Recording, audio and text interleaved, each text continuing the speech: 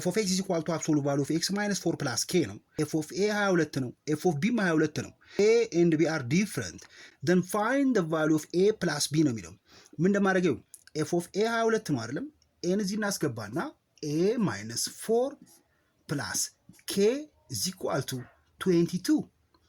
and f of b 22 ነው then absolute value of b minus 4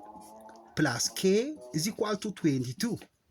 then absolute value of a minus 4 is equal to 22 minus k and absolute value of b minus 4 is equal to 22 minus k ይሆናል absolute value of a minus 4 እና absolute value of b minus 4 እኩል ናቸው አይደለም then absolute value of a minus 4 is equal to absolute value of b minus 4 is equal to let's say d እንበለው absolute value of x minus 4 is equal to d greater than 0 ከሆነች ይሄ ሁለት ሶሉሽን አለው ማለት ነው አንደኛው x minus 4 is equal to d ነው then ሁለተኛው ደግሞ x minus 4 is equal to minus d ነው where x is equal to d plus 4 plus d and x is equal to minus d plus 4 or 4 minus d a is different from b ስላለ then አንደኛው ይሄኛው a ነው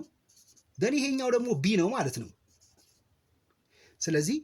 a plus b ነው የተጠየቅነው then 4 plus d